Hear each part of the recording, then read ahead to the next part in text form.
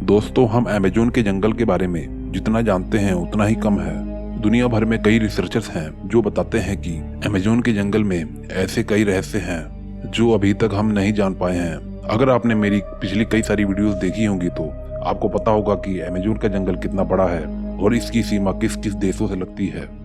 वैसे आपकी जानकारी के लिए बता दूं कि इस अमेज़न के जंगल की सीमा 9 देशों से लगती है।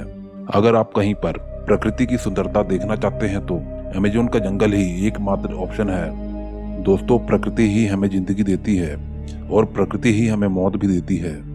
हर व्यक्ति का अनुभव प्रकृति के साथ हर समय बदलता रहता है।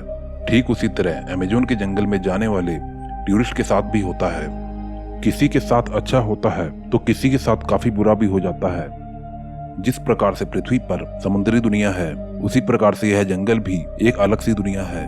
अमेज़न का जंगल किसी पहेली से कम नहीं है। यह जंगल इतना ज्यादा रहस्यमय है कि यहाँ हर दूसरे या तीसरे दिन किसी पेड़ पौधे या जानवर की नई प्रजाति पाई जाती है।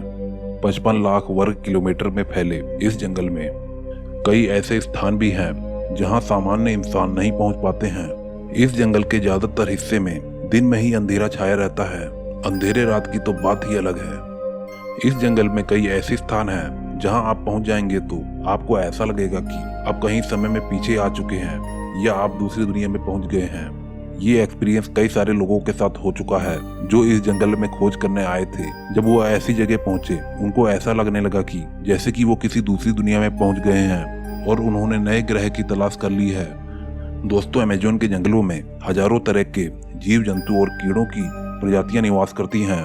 हालांकि इंसान अभी तक इनके बारे में नहीं जानते हैं कि इन सभी की और कितनी प्रजातियां हैं। यहाँ के कई सारे कीड़े मकोड़े आम कीड़े मकोड़े नहीं होते हैं। यहाँ के नन्हे मुन्ने कीड़े मकोड़े भी एक बारूद के समान होते हैं। उदाहरण के तौर पर यहाँ पर एक बुलेट एंट नाम की चींटी पाई जाती है जिसका डंक इतना ज्यादा खतरनाक होता है कि अगर ये एक बार काट ले तो ऐसा महसूस होता है कि शायद किसी ने गोली मार दी।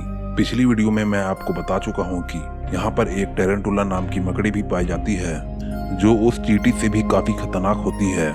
यह मकड़ी अपने बालों को तीर की तरह छोड़ती है और अगर यह तीर किसी के आंखों में लग जाए तो उसकी आंखें भी फूट सकती हैं। दोस्तों, आप अपने आसपास मेंढक तो देखते ही होंगे जो काफी शांत स्वभाव के होते हैं, लेकिन इस जंगल में 1000 प्रकार के जहरीले मेंढक पाए जाते हैं।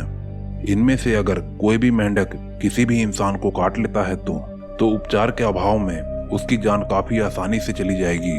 अमेज़न के जंगलों में घूमने जाने से पहले इसके मौसम के बारे में जानना बहुत ही जरूरी होता है। यहाँ का सबसे खतरनाक मौसम बारिश का मौसम होता है। यहाँ का मौसम किसी भी प्रकार से फिक्स नहीं होता है।